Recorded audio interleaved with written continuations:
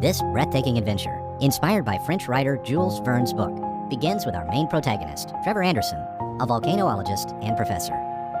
He has a casual workday, but after lectures, Professor Allen approaches Trevor and informs him that the laboratory of his brother, Max, who disappeared 10 years ago, will be closed because of a lack of financing. Trevor tries to convince Allen not to do that, but without any luck. And soon, he heads back home. There, he hears voice messages from his brother's wife, Liz, that she and her son, Sean, are coming soon. Trevor remembers that he agreed to spend 10 days with his nephew while Liz finishes preparations for moving out to Canada with Sean. At that exact moment, Liz and Sean arrive, and Trevor does his best to tidy up his place. Sean is not too happy about spending 10 days with Trevor. The only important thing to him is his PSP. However, Trevor is optimistic, thinking they will have a great time together. Before leaving, Liz gives Trevor a box that belonged to his brother Max. Trevor and Sean carefully look through Max's things. Trevor discovers a novel, Journey to the Center of the Earth by Jules Verne. And inside, he finds his brother's notes. Among those mysterious notes, Trevor discovers information about volcanoes his brother researched. He notices that the numbers look familiar. So he takes Sean to Max's laboratory to learn more about the notes. There, Sean notices a signal coming from Iceland. And when Trevor sees it, he realizes that Max may be there. They come back home, and Trevor calls Liz to pick up Sean. However, Sean wants to go with Trevor, and he pulls out the phone cables and tells his uncle he wants to find his father and see him for the first time.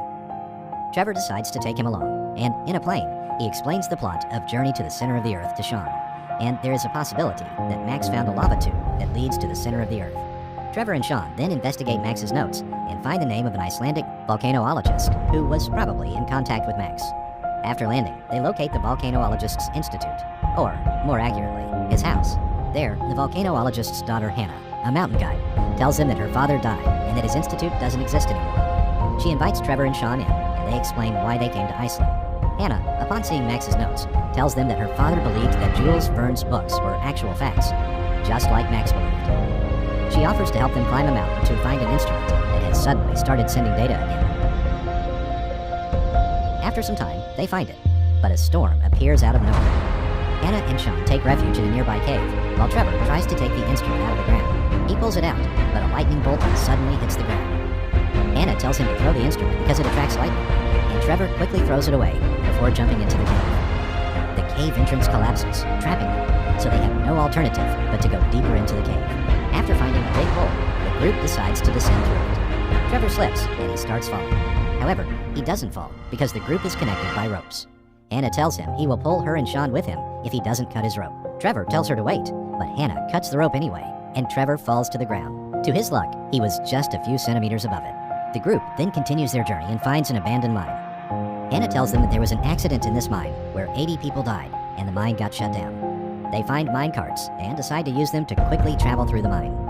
The ride soon becomes intense, as the group barely manages to get across a piece of broken track. Soon, Hannah and Trevor find themselves hurtling at dead ends. But with Hannah's quick thinking, they survive. Sean joins them, and the group finds a cave full of diamonds, rubies, and emeralds. Sean starts taking as much as he can. Then, everyone hears a cracking noise, and Hannah discovers that they are standing on a muscovite floor.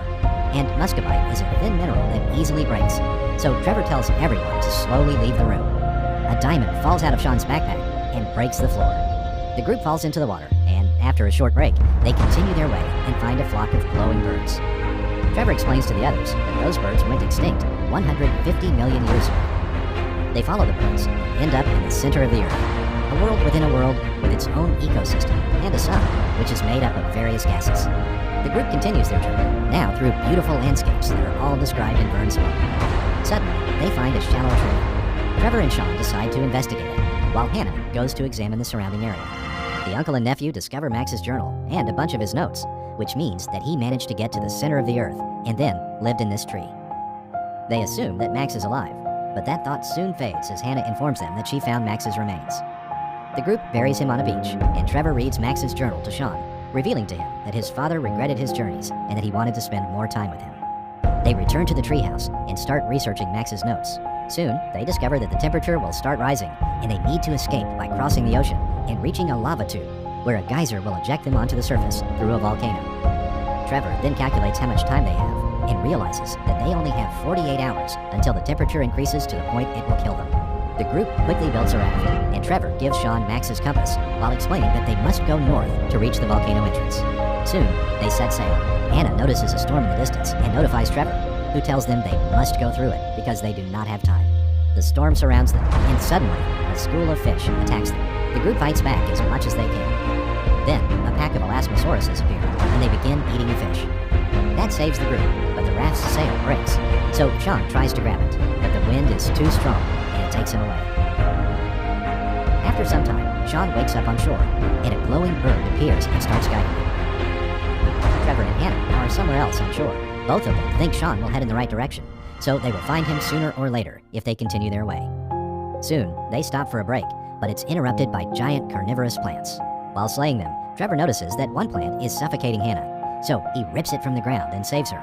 They continue going forward, but after some walking, Trevor tells Hannah that he will go back to look for Sean.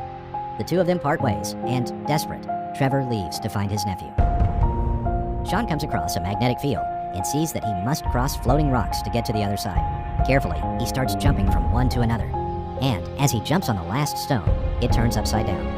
Sean gives it his best to hold on, and after agonizing minutes, he gets to the other side and continues his way through a desert. There, he finds giant dinosaur remains and hears growling in the distance. The ground starts trembling, and Sean realizes that something large is approaching. He quickly hides behind a large rock, hoping that he will evade whatever is coming. However, a giantosaurus appears behind the rock, and he starts chasing Sean. Luckily, Sean manages to get in a cave with an entrance too small for the dinosaur. At the same time, Trevor hears Sean's screams and runs to the wall where it's coming from. He destroys it, making enough space for Sean to get through. The two of them finally reunite. They see another cave entrance in the distance, and Trevor tells Sean that the geyser is definitely there. Suddenly, the dinosaur shatters the rock wall and starts chasing them. While running for his dear life, Trevor notices a muscovite field and starts luring the dinosaur that way. The ground shatters, and the dinosaur falls to his death. Trevor and Sean soon reach the cave, where they find a river that will take them to the geyser, but they do not have a boat to reach it. Suddenly, Hannah appears on an improvised boat, and the duo join her. They get to the lava tube where the geyser is, or better to say, where it should be, because there is no water.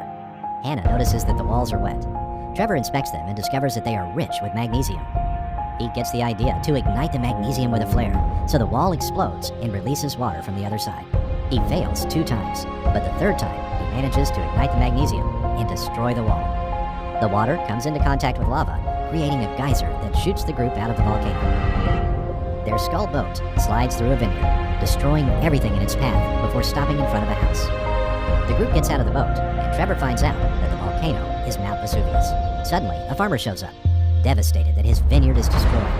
But Sean takes a diamond from his backpack and gives it to the farmer as payment for the damage they caused.